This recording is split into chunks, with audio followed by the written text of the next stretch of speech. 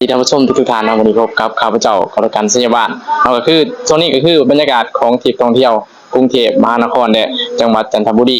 วันนี้ก็เป็นมื้อที่3ดีว่าเป็นมื้อสุดท้ายสำหรับทริปท่องเที่ยวครั้งนี้เนาะก็เฮาก็ไปได้จุดเนาะวันนี้ก็เป็นจุดแรกสำหรับมื้อสุดท้ายว่าซั่นเนาะที่ว่าเฮามาเที่ยวก็คือ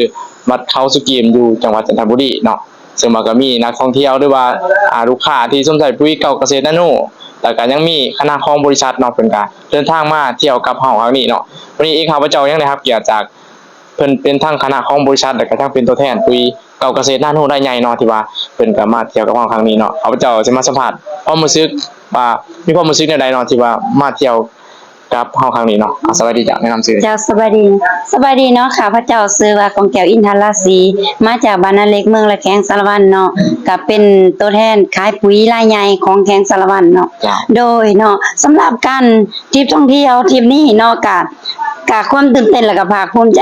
กะคือทุกๆทริปแต่มันจะแตกต่างกันไปคือทุกที่ที่ทุกหม่องที่เฮาไปเนาะมันจะมีความตื่นเต้นและก็มีความสนุกเมามันม่วนต่างกันเนาะก็มีแต่ละจุดมีความเป็นเอกลักษณ์แล้วก็ความตื่นเต้นต่างกันเนาะโดยเอาแบบจุดเด่นๆที่เฮาตื่นเต้นที่สุดเอารู้สึกเด้อจุดเด่นๆนี่ตื่นเต้นที่สุดเนาะก็คือได้ถ่ายรูปกับดาราเนาะบ่ว่าจะเป็นเสกโลโซแล้วก็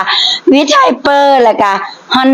หยังก็มาริฮอนน่าโอ้ยหลายๆเนาะหลายๆที่ว่าเฮาบ่เคยเห็นบ่เคยได้สัมผัสแต่ว่างานเลี้ยงบริษัท